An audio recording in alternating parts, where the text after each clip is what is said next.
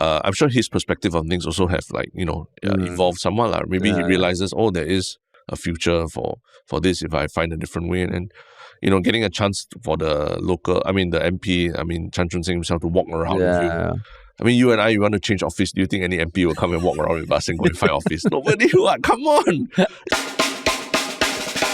What's up, everybody? Welcome to another episode of Yala, your thrice weekly podcast where we talk about hottest news with a touch of what, Terrence? Good old humor. Good old humor, man. Yeah. It is the end of the week podcast, the pre-Wong era. Yeah, it's next week, right? It's next 5 week. days. 5 days from now. 5 days. Yeah. Pre-Wong. In the evening. In the evening, correct. You're going to watch it, You're going to watch it? How to watch? I guess I'm the live sure stream. you'll watch, Yeah. I'm more interested in the after party. I'm more an after party. And the Istana, just you see the lights all. And then cocktails all around. And then people serving drinks. Yeah, that's why. Then PM LHL just going ham.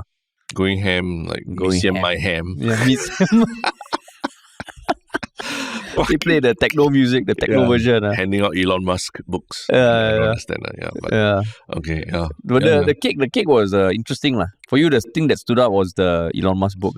Yeah. For those who don't know, there was this cake presented to Lee Hsien Loong this week while he was his last day in Parliament as PM, right? And the cake had some predictable things like, a bowl of mee siam, as in decorations on the cake, a bowl of mee siam, and some fruits and some other iconic things and some books that he likes. So there's one book about coding, okay.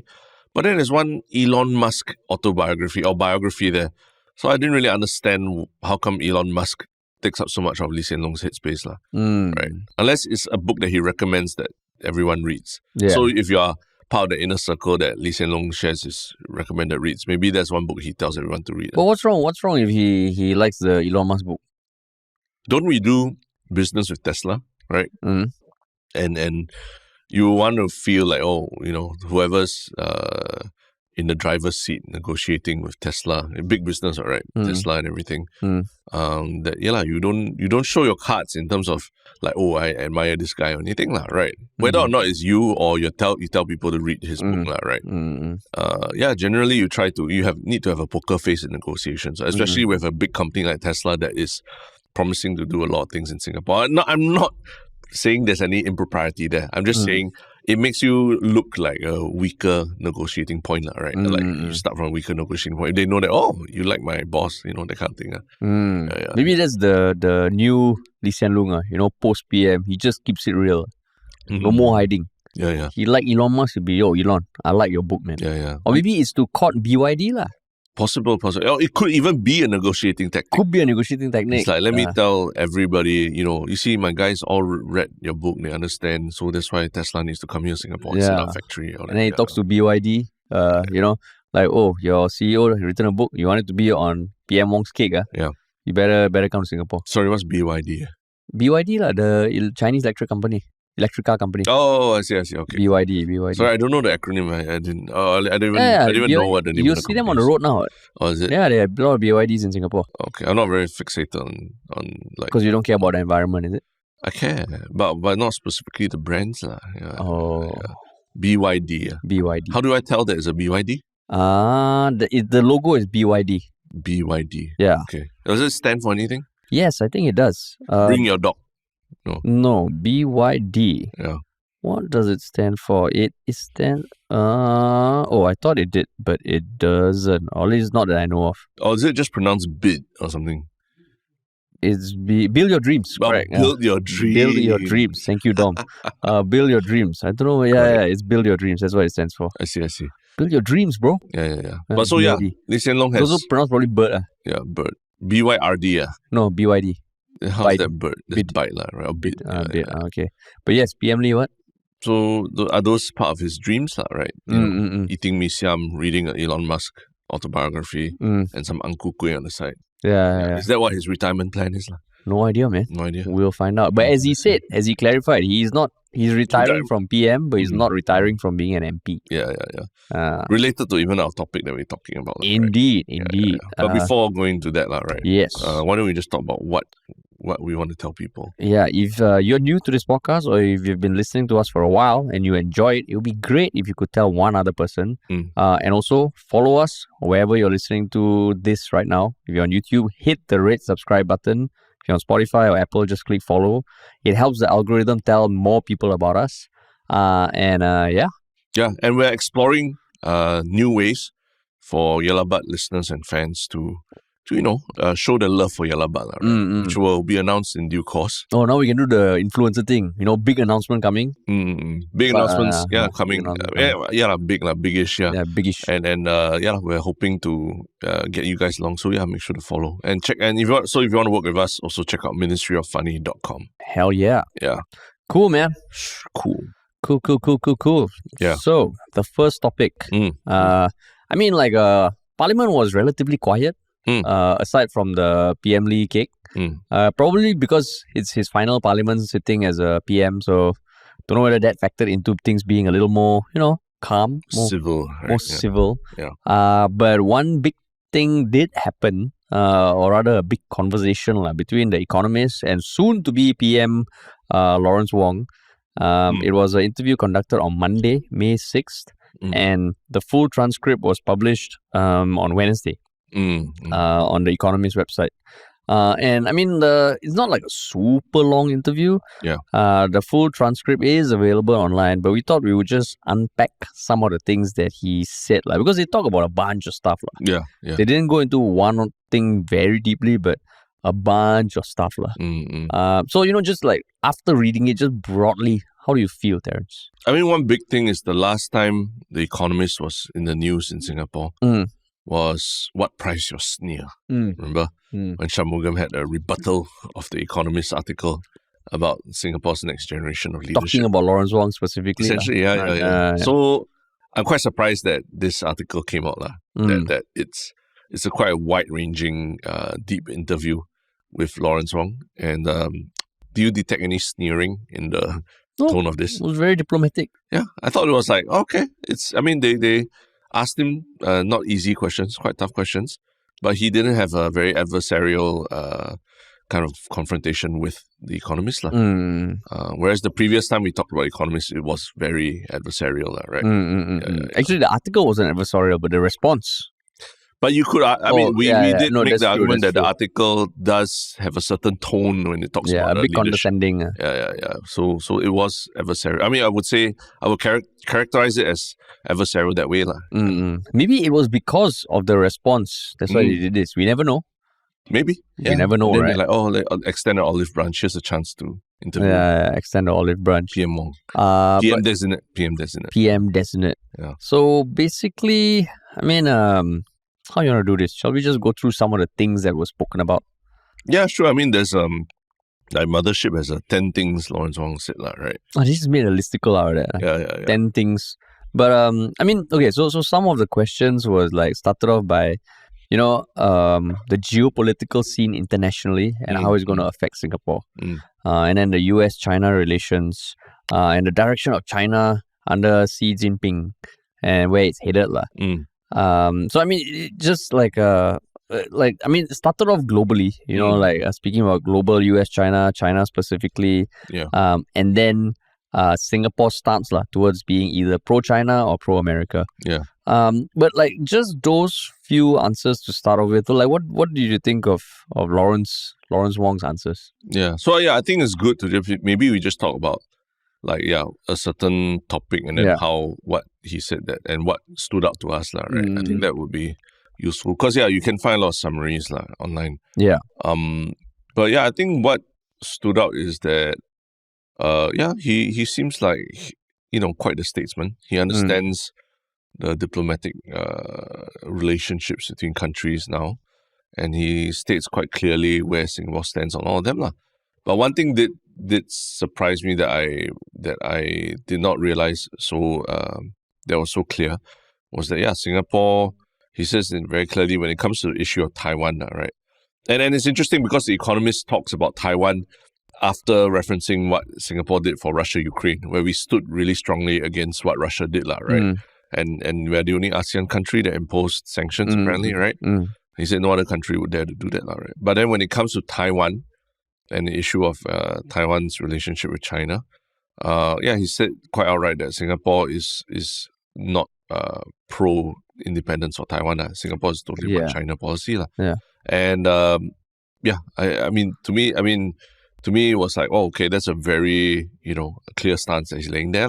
Yeah. And for me, I forgot maybe that's our official stance on everything. I also forgot. You forgot, right? Yeah. Because I always think of like, oh, Singaporeans and Taiwan, we go there for holiday, army also, we go there for training, all this kind of thing. Yeah. But in official parlance, when they talk to each other, Singapore is one China policy. Yeah, and he literally said, we have long upheld a one China policy and opposed Taiwanese independence even before we established diplomatic relations with the PRC.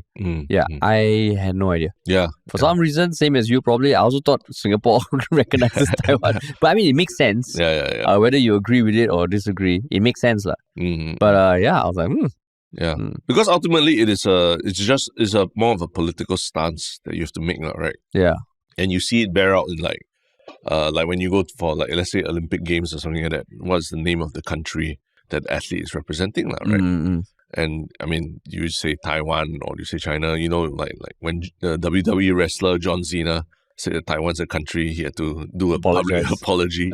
These things matter, you see. Yeah. So for Lawrence Wong to be so clear about it here, means he kind of knows he needs to stand his ground on certain issues and not be baited into comparing Ukraine, Russia versus Taiwan, China and all that. Yeah, but that was the thing, I mean, okay, when you play the computer games and you want to choose a character and certain characters are very strong but maybe slow and certain characters are very fast but maybe not the strongest, then you see those ratings and got spikes Yeah. I think maybe that's Lawrence Wong's, strength or place where he feels very even on all around. All-rounder kind of thing. All-rounder, but not particularly towards one thing. Which I don't know whether it's good or bad. Because reading this article, I was like, so many times I had to reread. I'm like, okay, what is he saying? Because he would say the unipolar moment for America has ended. Yeah. So I think, okay, it's no longer up there, it's ended. Yet it remains the preeminent power in a world that's transiting to a multipolar world. Then I'm like, okay, but it's still up there.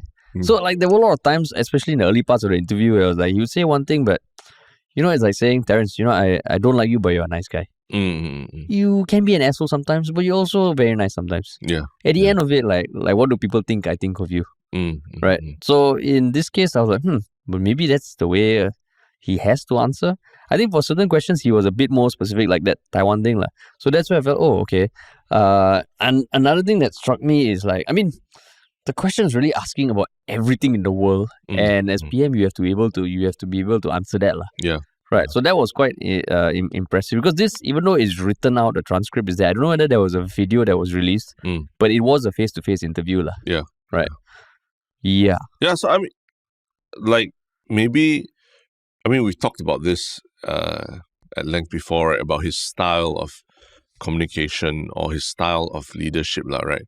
He's not the strongman type, who tells you this is the one thing, and then we're doubling down on that, right? But in some ways, we've also talked about how maybe that's what we want from our politicians, that they shouldn't be so exciting and so adversarial that it just rouses up emotions rather than tells you logically how to approach a problem, right?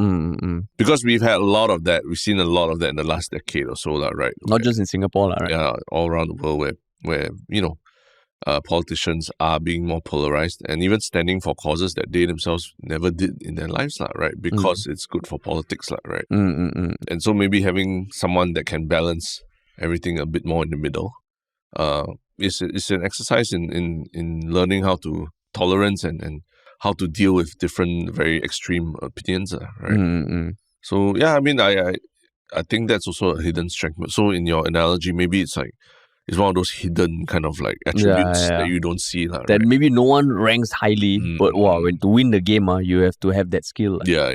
You have to have that skill because I mean, that being said, it's still an informative, high level perspective on the world.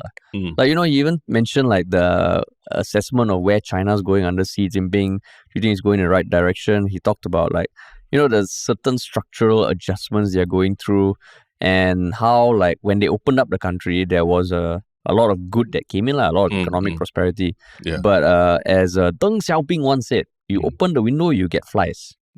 So now they are facing the kind of downsides of capitalism and just focusing on economic growth. Yeah. So then like also talking about the US-China relations, I mean, I think it just made clear also that Singapore is in a unique stance because we can't ever say we are pro-China or pro-US, which is why he answered, I'm pro-Singapore, right? Yeah. But beneath the surface, there's a lot of things that need to be, catered towards. Like even the way he described the US. Yeah. We're not an ally of the US. Yeah. Oh, yeah. He very specifically said we are not an ally. We are a major security cooperation partner. Yeah. The only one in the world.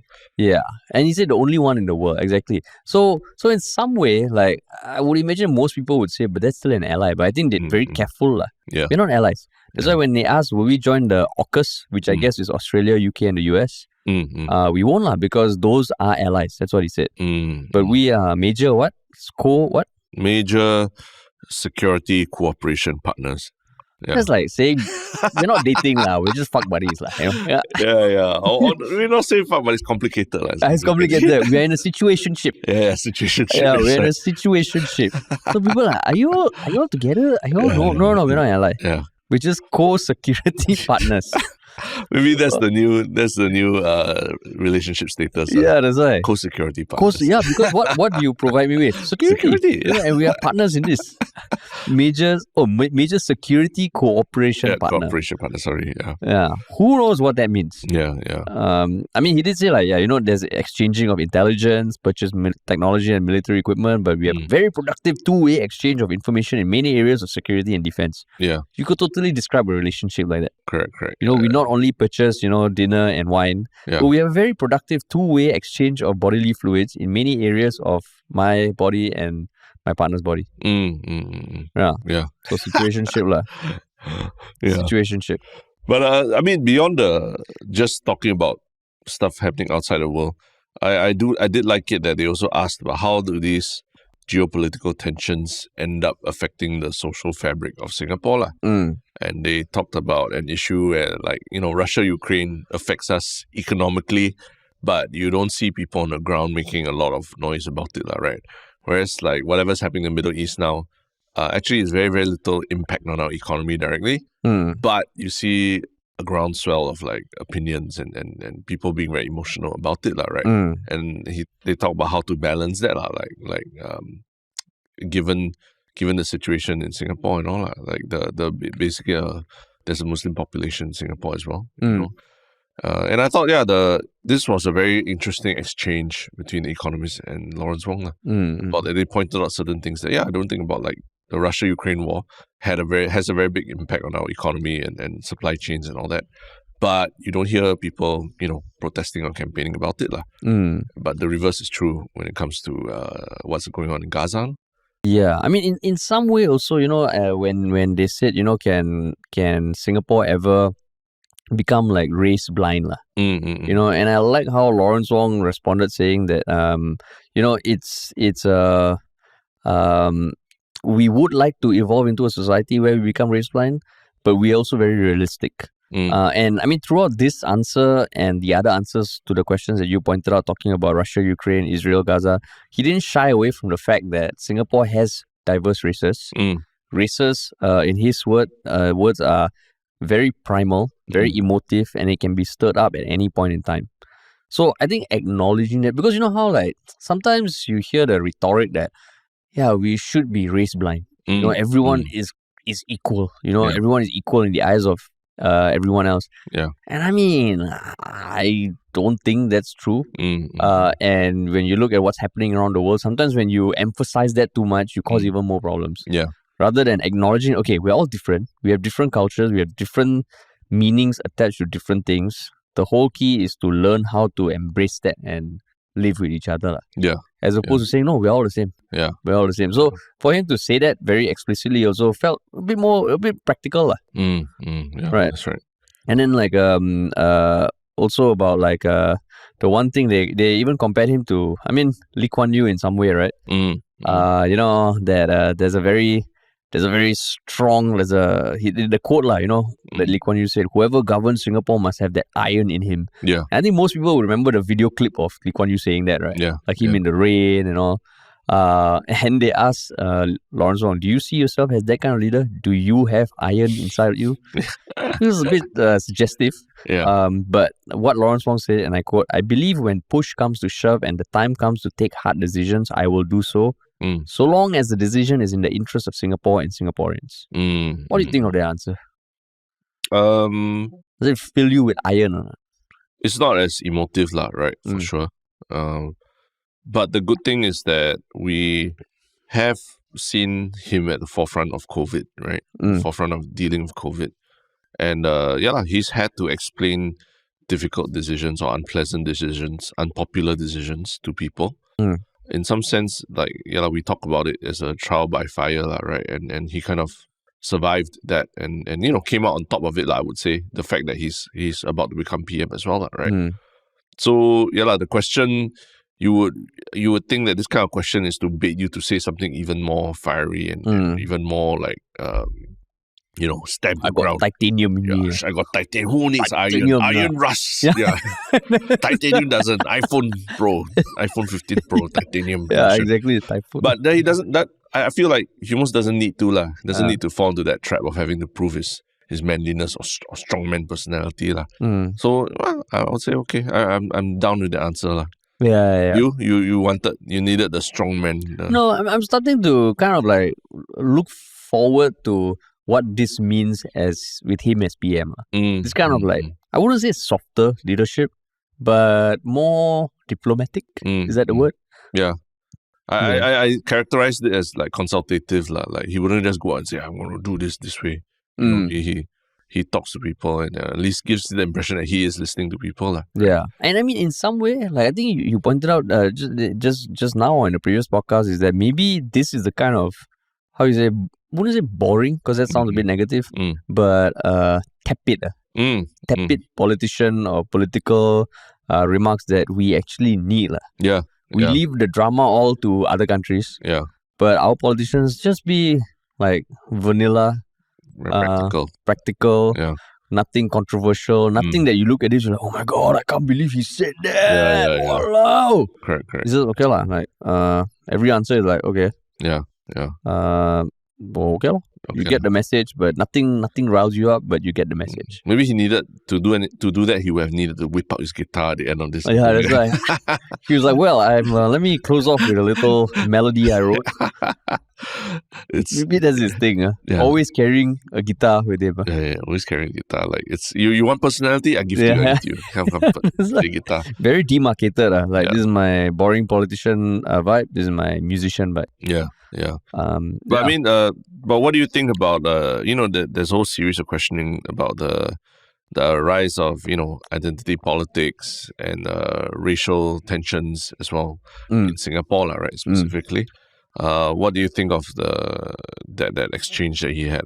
So the Economist posed the question, one of the events that's happened in the West is the rise of stronger identity politics for ideological reasons, perhaps social media as well. Do you think that's a threat to Singapore? And he did say we do see some of it in Singapore. Some people do get caught up with it.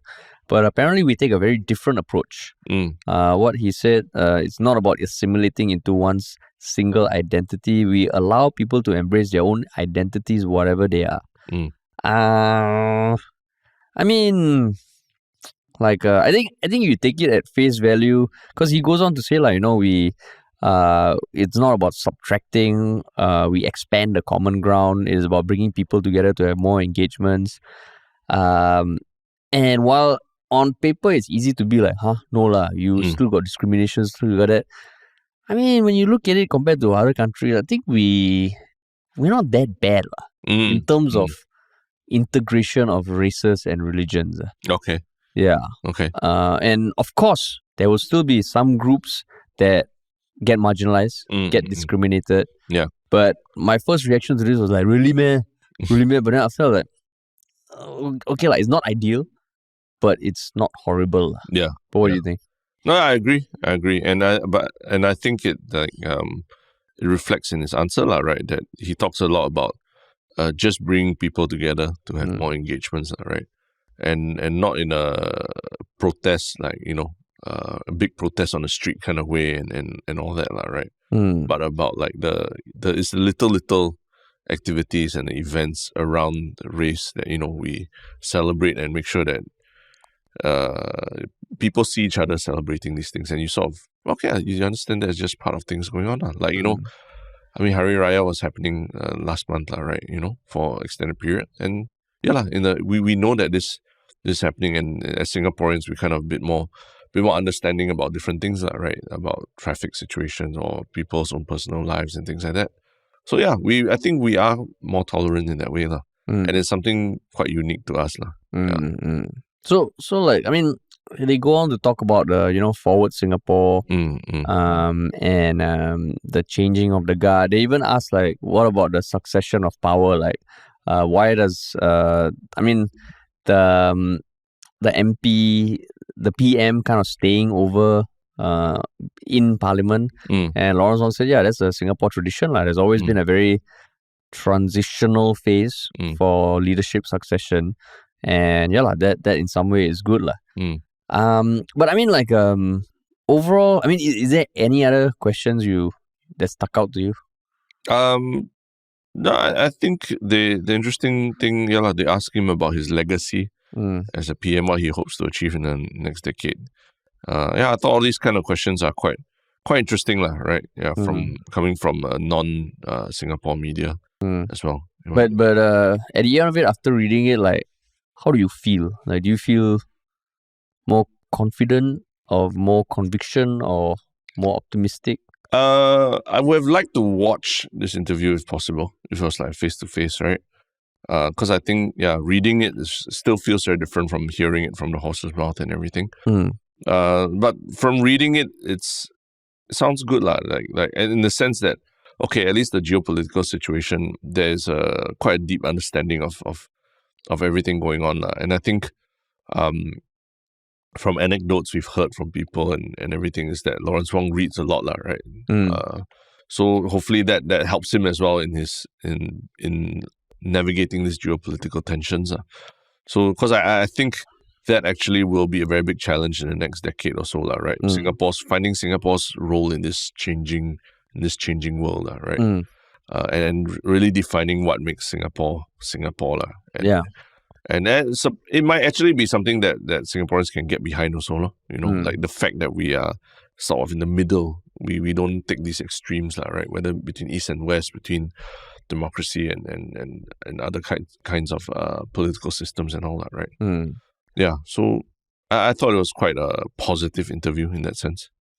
Yeah, I mean, I think it was positive. The answers were assuring, but it just feels like, and maybe this is the way Singapore will be, or the parameters we have to play with for the short-term future, but it feels, like you're in a corporate job, like both of us have been in a corporate job, and like, it's comfortable and all, but like, do you wake up every day and like, I'm doing my shit, or is it you go to work, you come back and like, you can see the next 10 years. Does it make you go like, wow, I can't wait, or is it like, okay, like just carry on rowing down this river? So when I read it, I'm like, does it sound exciting?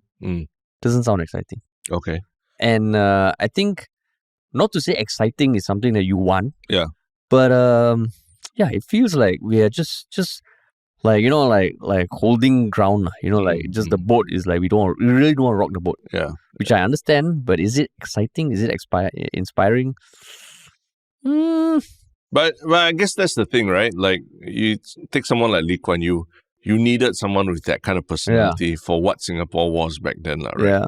It was a question of survival, of putting food on the table, of keeping your children alive, right? For the most part, I would say Singapore, we've gotten past that existential crisis of like, not even existential, but like that crisis of feeding the family and having roofs over our heads, right? Now we're entering that a bit more existential crisis of like, what is our role in the world, right? People see us as I wouldn't definitely not superpower, but at least like we have a significant say in a lot more things in the region, right? And around the world because of our outsized influence. And you need that kind of person to steward that you through that phase as well, right? It's like if you're, let's say you're an entrepreneur or something, you work hard, you raise money, you build up your empire. Then after that, you hand over the reins to a Tim Cook, right? At first, you start off as a Steve Jobs, right? Everyone fucking stepping on everyone, but you're creating the fucking iPhone, right? Yeah. But once that's done already, you hand over the stewardship to a Tim Cook, a CFO, ex-CFO kind of person. Because if you bring in another Steve Jobs, it would just let's destroy everything and build up again. Yeah, and the presentations would be very fun to watch. All the one more thing and the Apple presentations.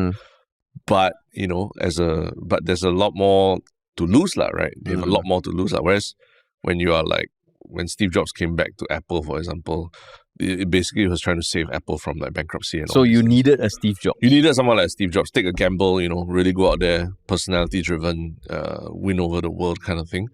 But then after that, you hand over to Tim Cook, and I feel maybe Singapore Inc. is in that phase of the handing over to a Tim Cook, right? So maybe I'm just when you enter your 30s, you're like, oh shit, I want to be in my 20s again. Yeah. Like you enter your 40s, you're like, oh my god, I don't like this. Is that what I'm feeling?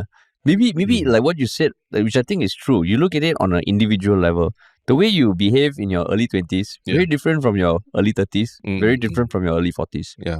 You're still the same person, but your priorities change. Even for companies. And now, like what you're saying, if we run with that, it's Singapore is at the stage where we're not partying, we're not like just anything is possible. We hustle and we make it happen. Now it's okay. We have the base. Now it's about maintaining. Yeah, and don't forget, back then the population I think was much younger also, right? Because people are having bigger families and a lot more young people in our workforce. We are now trending the opposite direction, where most will be a lot more older. We are a much older society, right? And it's not just about how many hours can you it's like last time, Terence, you club until 5 a.m. Come back to work the next day. Now if I tell you, Terence, want to go drinking till 5 a.m. I'll be the one to fuck off. Okay, no, past 11:30 already, I cannot function. 10 o'clock already, I'm KO already. So it's like then how that's how the population is now. We're not interested in that. And so maybe the disconnect is that there is a subset of the population that wants that but they're not getting it. Yeah. And maybe that is the reason why a lot of people are feeling this way. Then you get the generation who are having their own midlife crisis. Which Singapore will also have at some point. Yeah. Like, who are we? We have all the material comforts. Correct. So that'll be the next stage. Then maybe you need a Steve Jobs in to come and shake things up again. Or maybe a Trump kind or of thing. Trump. Yeah. So I really do believe that there is you need different leadership styles for different size of company, different eras of a country's existence and things like that. Yeah. So Singapore, we're moving in that direction where now we need to be really smart about how we navigate our place in the world. It's like last time Lee Kuan Yew rain also, he fuck it, I'll give a speech. Now got umbrella, correct. Go in, don't get sick. We're all, like that. Yeah. And there's a lot of nuance to that. Even the whole Steve Jobs, Tim Cook thing, right? It's not just about the personality of the person, but the fact that Tim Cook, apparently he's an expert at logistics, right? Or at least understanding supply chain processes and all that. And that's part of what made Apple jump to the next level, you see, in terms of being able to produce enough and deliver on time and have the whole customer experience be very, very, very smooth. Tim Cook apparently he's an expert at that. And that's something that even Steve Jobs didn't have, right?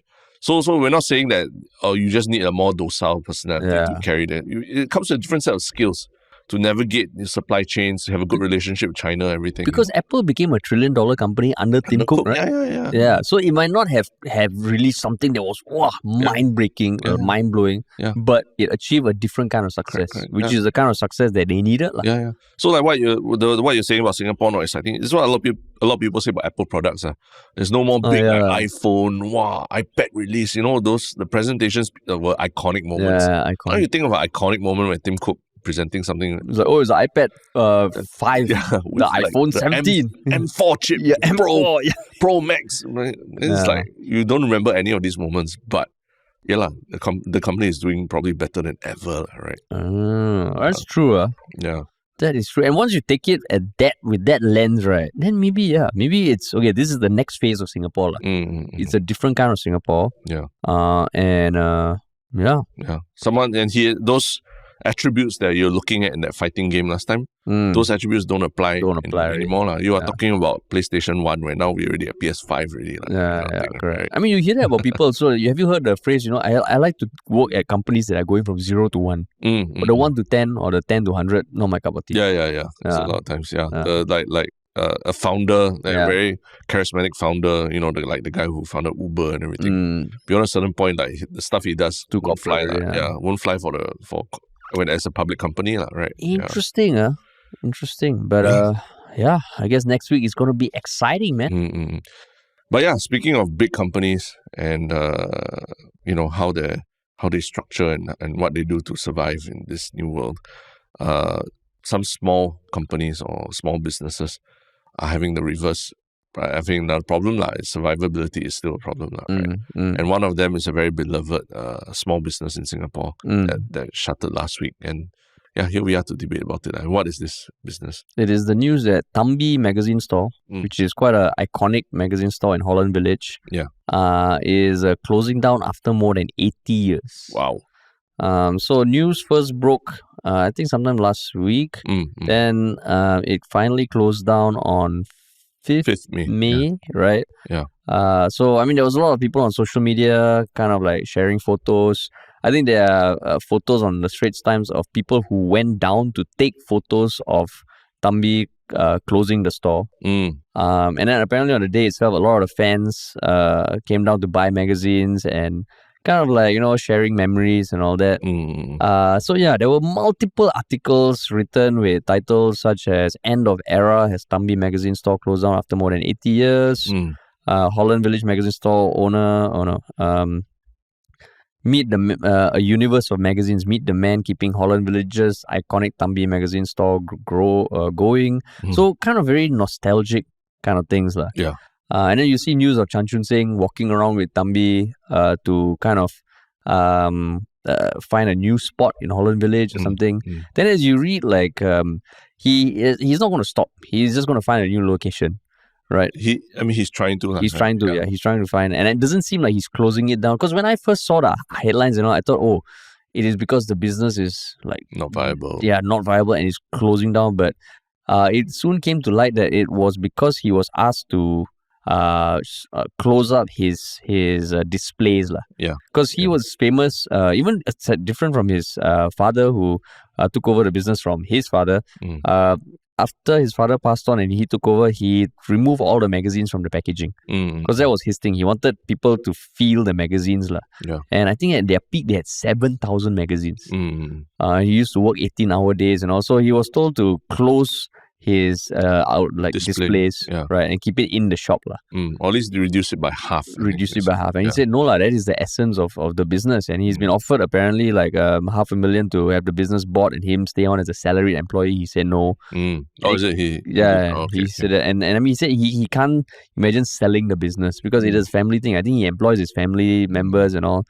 So I mean it got a lot of love. Of course I found it odd that there wasn't that much info on the landlord and the development plans, because I think some of the newspapers reached out to the building where he's situated and there was no comment on the landlord. And he also he didn't want to comment on who was pressuring him to cut down his display.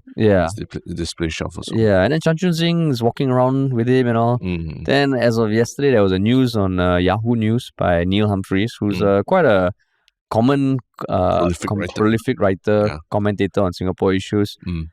Title Lament Thambi Magazine Store closing down, but stop the hypocritical heritage whaling.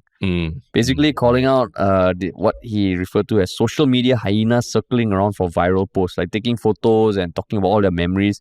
And he said you can do all you want, but businesses like his need your money. So don't come crying about it when it's gone, when you could have supported it when it was alive. He points out to the I think like you can see an image on the Straits Times article of like as he's shuttering his shop on the last day, a lot of people are standing there with their phones recording it as a video lah. Yeah. Yeah, which that's what he meant by like those hyenas like prowling around the demise of the store. Yeah. So I mean, like, just wanted to talk through it because I mean it's been going around for a few, for like a week. But like, what has your thoughts been about the whole thing? Yeah, initially I thought it was because the business was not viable because magazine readership is going down, right? Because of digital and all. But I think he quite clearly keeps repeating that it's not about the business viability, but it's about not being able to, display his wares, right? The magazines. But ultimately, doesn't that boil down to money, right? I'm sure if you pay whoever it is that decides this, if you paid a landlord or whatever, whoever enough, right?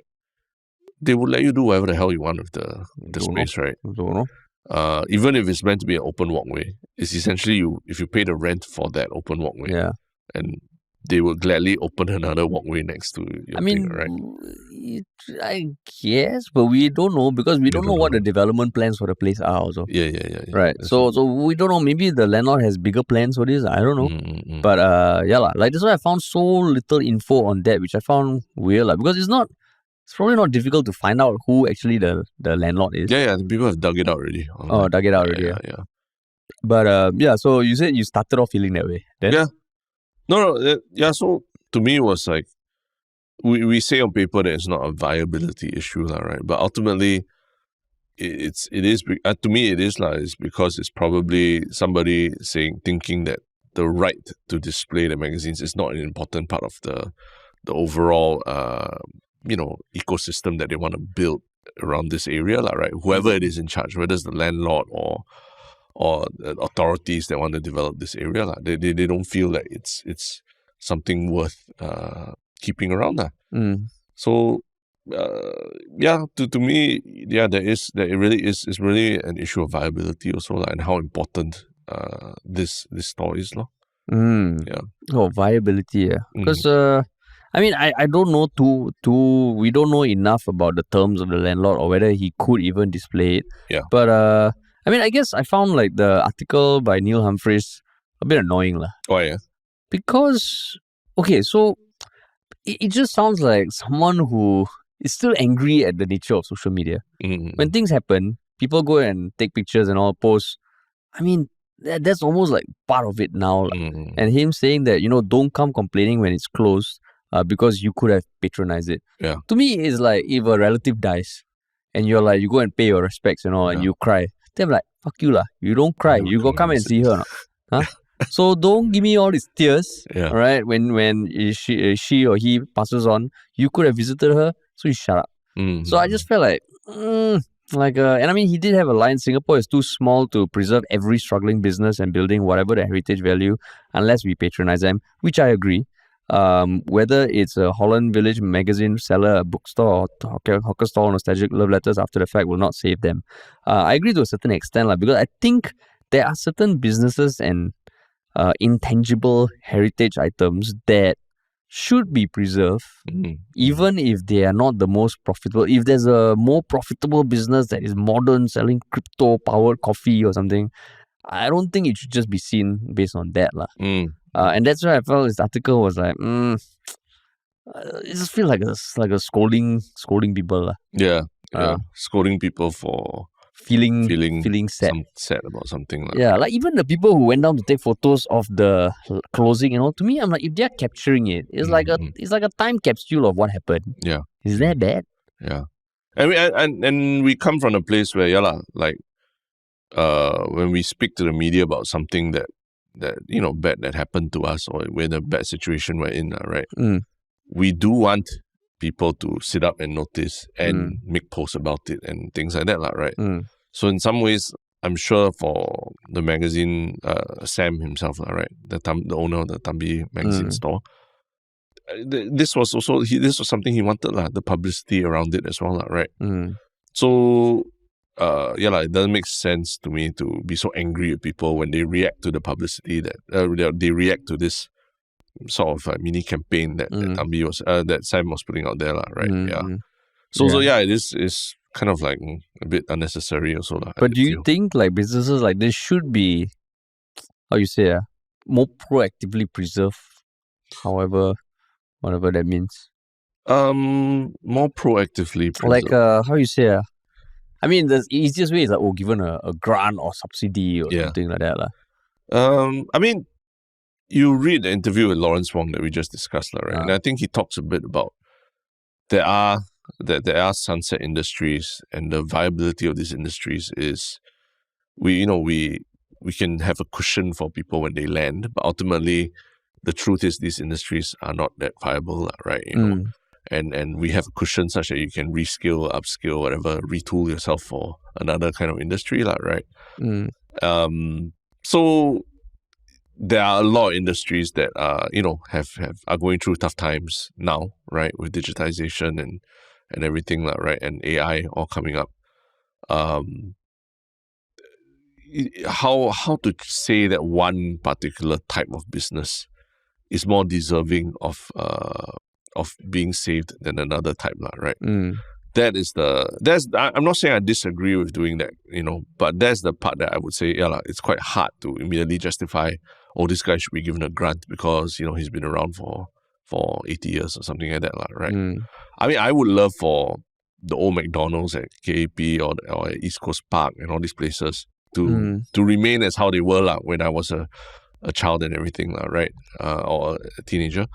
But I mean, I guess in my life I've seen so many of these businesses come and go, and then they the spaces that they leave behind are created in the new spaces that allow other young people to create new memories. And it's in some ways I've come to terms with it as like I've had my run at these places. I've had my fair share of fun and memories created at these places. Now it's time for someone else to create their own memories in this space, and not for me to be so angry that my memories of this place are more important than anyone else's or anyone else's needs. That you should be preserving this space for me, for me and all the other people my age. Yeah, but I mean, I guess the more when you were talking about it, it reminded me of something that I saw a while ago that I think actually kind of addresses like what I was suggesting. Like what you're saying is that there shouldn't be blind handouts, right? Just because this is some sort of heritage, But to NHB's credit, I believe they do support heritage businesses. So there is a heritage business is a term it's any business that deals with traditional crafts and practices, our unique identity and history. And they have the Organizational Transformation Grant, which started in 2021. I hope it's still going on, where they help heritage businesses transform their operations. So I don't know whether this Thambi Magazine Store would classify as a heritage business. Does it classify as a heritage business? I don't think so. In your estimation? No, I don't think so. But because, I mean, it's magazines, right? It's super cool that he had up to 7,000 magazines. But maybe there should be something that these sort of companies can apply for that kind of highlights why their business should be preserved. And if you can articulate it, then okay fair kudos to you, and you get some sort of support because you think about it, if 80-year-old businesses just die out like that, you can argue that it's in some way a third space. That's a term, right? A third space. Where people gather and have some sort of community around it. They can, that is not sanctioned particularly by institution or something. Right? It's just a very organic community space. I think those things are so far and few between. And I mean, as much as you see all the development in Singapore, everything coming up is great, but the soul is somewhat lacking. So maybe it's not a heritage business, it's a soul business. Yeah, so if there's something there, then I think, and it's not a blind blanket handout, it's just something that, okay, you have proven your worth, your soft, intangible worth, and let's try and help you. And but for me, I think it should not be the job of the government to have to do that. And I say that because I think there are other ways to milk this, right? Not saying milk this, but to find a win-win situation for everyone. And it really is, what, if anything, the government can do is to try and work with someone in the private sector, whether it's the real estate company or something, to find a way to incorporate this, for example, this Thambi Magazine Store into whatever new plans that they have going forward, right? And I think the clearest example is like, whenever we like Golden Mile Tower, right, when they want to like develop it, right? But they're looking at it like, okay, how can we preserve the external facade of the place, the shape of the building, everything and then still develop it for the future, right? So I think that actually can be done for businesses. If you go to Bras Basah now, it's not exactly the same, but it gives you a little glimpse of what could Bras be. Basah Complex. Bras Basah Complex. I think we go to I can't remember if it's the first or second floor. There's a bread talk there now in Bras Basah Complex, a quite new one. And what's unique about the bread talk is that they opened a bread talk within what used to be a music bookstore. And they actually kept the signboard of the music bookstore, but then overlaid the Toastbox logo and everything over it. So you see, it's kind of strange. It looks like almost like the place is half constructed or something, But it tells you that, okay, this is basically this big business, Toastbox or what, has come and taken over this place that was very beloved to people who visited Bras Basah, right? But they preserve the facade of the place. And you go inside, there's references to music and books and all that, right? And they celebrate the heritage of the place. So that people who go there and are drinking coffee or eating kaya toast, never forget that this used to be a very beloved music bookstore. So I don't know how much collaboration there was with the previous owner of the place or what. But it tells you that, hey, people realize that actually caring about the heritage of the place that they're in can be good business for them also. Can make your business, your brand stand out and everything.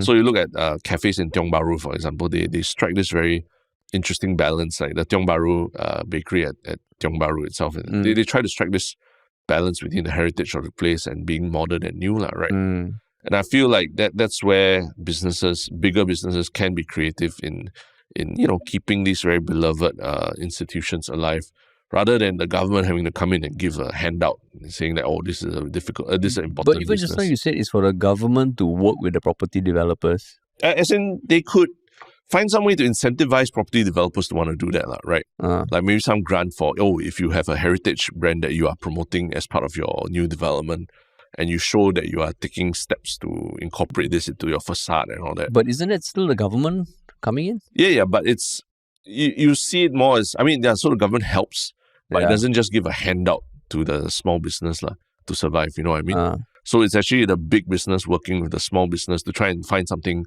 viable, commercially viable, and then the government also comes in and helps with some kind of subsidy or something like that. No, I think it's we talked a lot about this, where I feel like for our media industry in Singapore, it's not about. I don't think it should be about the government giving grants to filmmakers to go and make film. But don't talk about what your ROI is.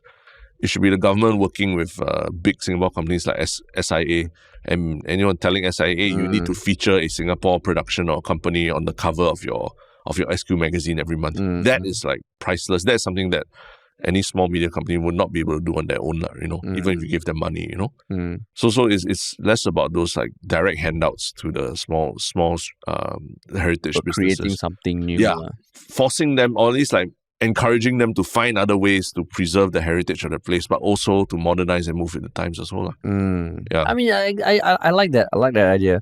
But I'm looking at the Toastbox at the music book room. Yeah. It's literally the sign is music book room, but it's just fucking plastered the Toastbox light on. Correct. So that's why I don't know if you ask music book room, the people they're like, this sucks. Yeah. Okay, they didn't want to take out a sign. It's like rubbing salt into the wound. Yeah. But I mean, I assume, give them benefit of the doubt, that this was meant for the heritage factor. No, I don't know about the money, whether there was any money exchange. Yeah. But the very least is that it shows that there's respect for what the place used to be, right? Rather than completely just, imagine they just wiped out the existence of what it was, a music bookstore. Yeah. And it's just a white color, plain vanilla Toastbox sign on it. Yeah. Zero personality. Yeah. Everyone loses. And I mean, on a slightly tangent but related, like even, the newer MRT stations for the TEL, right? The other day I walked past Thomson MRT and it's damn nice, The way they did it, like it's woody and like it's curved. And I was like, oh fuck, that's an MRT station. Yeah. It fits in so nicely with the greenery there. Yeah. So in some way that's respecting the greenery there. Yeah. So in this case, maybe even if it was for the landlord to realize that, Thambi Magazine Store has actually a lot of value that you can kind of, even for your own commercial benefit, kind of maximize lah. Yeah. As opposed to letting like Arabica coffee open there or something. Yeah, because it can become, over time, if you do it well, it can become its own, become a tourist attraction on its own. Yeah. And I say that like coming from like, I mentioned a lot of times I was in Korea recently in Jeju, and just understanding the history of like they have this female divers that have been there for like 80, 100 years, right? And I've actually visited the museum of that they created for this group of people. Right, it's a dying trade. Like I actually saw them in action. They're all in the 80s, the 70s, 80s already. They're the ones who dive in the water to dig up like abalone to sell, right? But they're all women, right? And they feed the family that way. You see, it's a dying trade. Not viable anymore. But they saw an opportunity to really like celebrate it as heritage, create a museum experience out of it. And then they even submitted it for UNESCO heritage, cultural heritage thing. And they got it. And now it's become a thing, a tourist attraction in itself.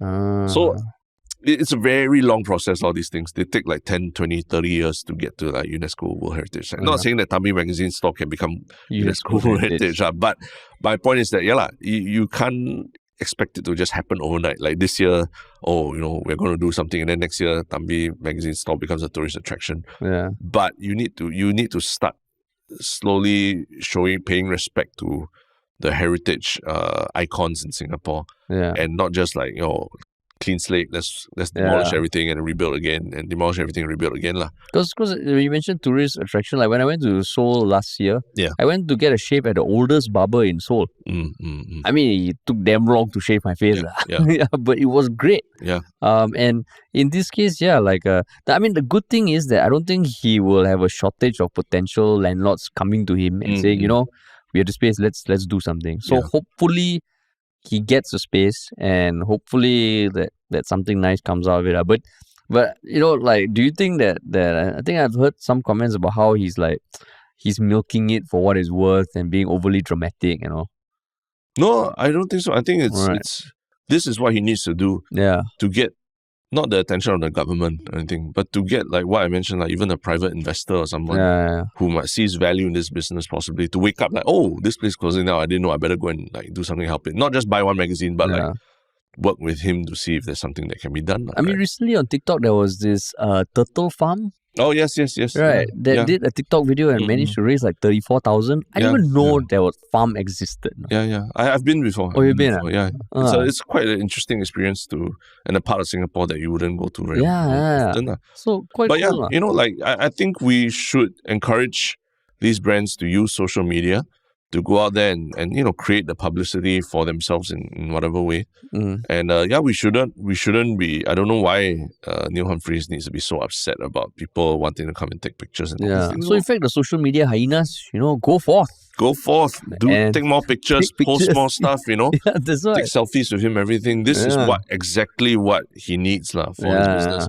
And I'm sure even in this whole process of getting all this publicity, I'm sure his perspective on things also have evolved somewhat. Maybe he realizes, there is a future for this if I find a different way. And getting a chance for the MP, Chan Chun Sing himself to walk around with you. I mean, you and I, you want to change office. Do you think any MP will come and walk around with us and go and find office? Nobody. Come on. It's like a photo opportunity. I looked at it, I was like, wow, how come they're like walking the ground together?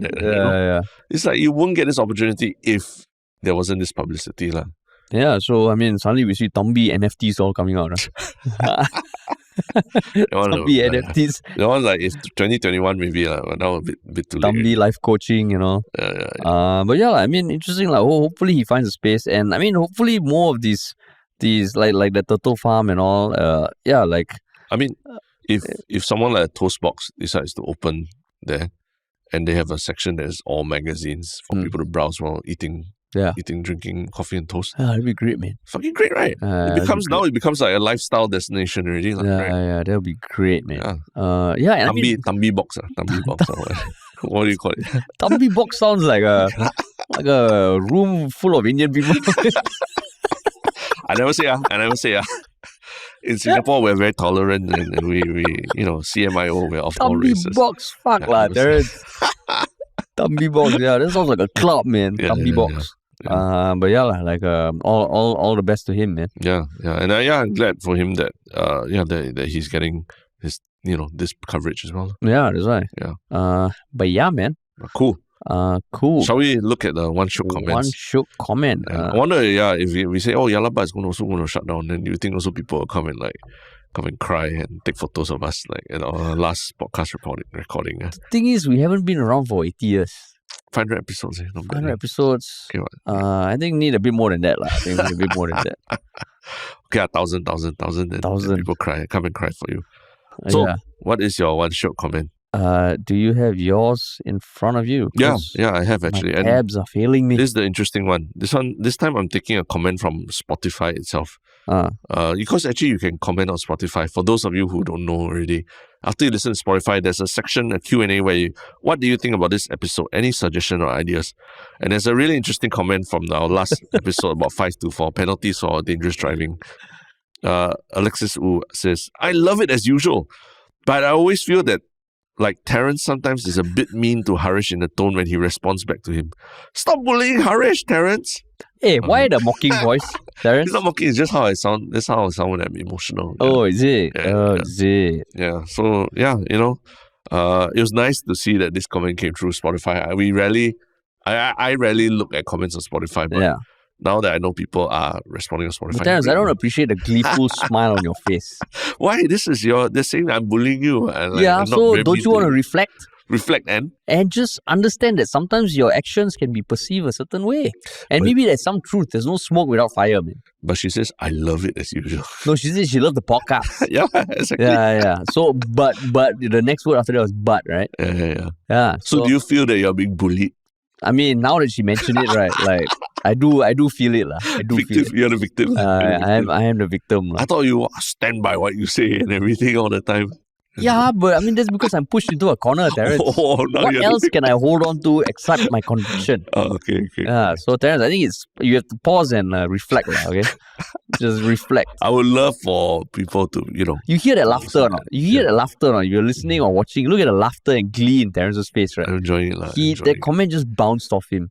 And him selecting it as your one Shiok comment is almost patronizing, Terence. No, it's not. It didn't even bounce on me. I feel like this is great that people are pointing out this dynamic. So will it, give you like something to think about over the weekend? No, nothing. I mean, this is what we're here for, right? To bullying, talk about is it? It's not bullying. So even in this podcast, as much as it's like an hour plus long, this is just one sliver of the interactions between me and Harish on a daily basis. Right? So if you don't judge bullying based on 1 hour of interaction between the two of us, there's still many hours that we get through where it's a different dynamic. It's a different dynamic. But this is what people see. This is what people see. This is what people see. They perceive it as bullying. So regardless of what you say, I hope you take it back and think, man, over the weekend. And I think you can go ahead and treat that friend who left this comment. Yeah. I'm not sure which one of your friends you asked to leave this comment. Just earlier in the day, Terence said it's your mother, is it? You got your mother to leave a comment, is it? I said it very gently. I asked her gently. I didn't say it's your mother. Your mother. Hey, Harish, maybe you don't ask your mother to comment so much. Same thing, okay? Same thing. You say tomato, I say tomato. Oh, man. But yeah, so my one Shiok comment was a comment that actually came through our ministryofunny.com website. Because it was a submission there, I won't reveal the identity of the person, but they did say, hey, I just wanted to thank you for having the Palestinian lady on your show. It was eye-opening and gives a perspective that we don't really get from typical MSM. So basically they were in support of that. And I mean, I know the comments has been very polarizing, but just hearing a comment like that makes us feel like, oh, okay, at least some people have found value in it. So thanks for that comment. So that was my one Shiok comment. Cool. And what about your one Shiok thing, man? My one Shiok thing is, just now we're talking about Apple and everything, right? This past Apple just recently had an event I think last Thursday or something, was it? A few days ago, to announce the new iPads. And they had an ad that I thought was pretty interesting. Basically, you can find it online now. It's called Crush. It's an ad for the iPad Pro, where basically they show a compactor compacting a whole bunch of things, piano, computers, TV screens, and some other things. It just crushes everything. and then it opens up, and then it's an iPad Pro underneath. So basically what they were just saying is that iPad Pro basically takes everything that you need for entertainment, for creation, for anything in your life, and then puts in this really, really thin slab that apparently is the thinnest product that Apple has ever produced, thinner than the iPad Nano and all that. Oh. Yeah, so I watched the ad and I found it quite interesting because immediately my first thought was like, hey, they're crushing a real piano for the sake of, making this ad. And Apple's all about sustainability and all that. Isn't that a bit of a waste? But I still thought the ad was quite interesting because just visually it was Is quite that something. the reason why you got some controversy? I don't think so. No. Nobody's, maybe I'm nitpicking here. An ad is an ad, right? But it was just a interesting looking ad that I thought I was like... Apple apologizes for iPad Pro ad showing hydraulic press destroying guitars and piano. Okay, so I'm ahead of the curve, because I remember seeing some kind of controversy. So Apple took on Thursday the unusual step of apologizing for a short advertising video. Oh, yeah. The spot provoked derision, including extensive media coverage, as viewers said it made Apple look out of touch. Yeah. Because, Apple's all about sustainability and zero carbon emissions. But here they are destroying perfectly functioning musical instruments and tools and everything and computer screens to sell an iPad Pro. So it was because of the backlash that they decided to not run the ad on TV. But it's on YouTube. It's still there. It's on YouTube, but not on TV. Yeah, not on TV. But I watched it on the live stream. So this is a very un-Tim Cook thing to do, right? It is, yeah. Trying to, man, you Google Apple ad, all the news on CNA, BBC, CNBC. Yeah, man. Wow. So I was ahead of the curve. The Guardian, Variety. Yeah. Hugh Grant also slammed the tech giant. I did, yeah. In some sense, it's also quite sad, right? If you are a creator and you see your tools that you use every day for creation for the last 20, 30, 40 years to be crushed and being told that this slab of metal will replace everything that you've ever done in your life. It is quite, there's something about it that's quite dystopian. Like the Bloomberg title is Apple puts out new iPad ad triggering AI fears. Yeah. So Terence, that's your one Shiok thing. That's my one Shiok thing. I wanted to get people's reactions. I did not know that it really triggered such a big reaction. It really triggered such a big reaction. Wow, Terence, again, the gleeful look on your face. Yeah. As things are being destroyed there. Yes. But yes, what is your one Shiok thing? My one Shiok thing is, as much controversy as Hamilton got in Singapore, there's news that for the West End staging of Hamilton, right, the person who's going to play the female lead of Eliza is a Singaporean actress-singer called Nathania Ong. Yeah, so she's based in overseas, and she got the role, and it's a pretty major role, man. Because the first performance she'll be doing will be on June 17th, and the show is now booking till March 29, 2025 with 8 shows a week. Yeah. So she will be performing like hundreds of shows. Wow. So yeah, and I mean, this is her third role on the West End. She even was part of Les Miserables. Right? Yeah. Les Mis. So yeah, kudos, shout out to you, Nathania Ong. That's awesome, man. Yeah. Yeah, so that's my one. Singaporeans making waves around the world. Yeah, man. But she didn't perform in Singapore, right? No, she didn't. No, she did not perform in Singapore. Yeah, man. But cool. Yeah. Thanks. That was our one Shiok thing. And remember, if you enjoyed this podcast, tell someone else about it. Follow us on social media. And if you want to work with us, what should they do, Terence? ministryoffunny.com. Check it out. Hell yeah. Thanks a lot for listening, everybody.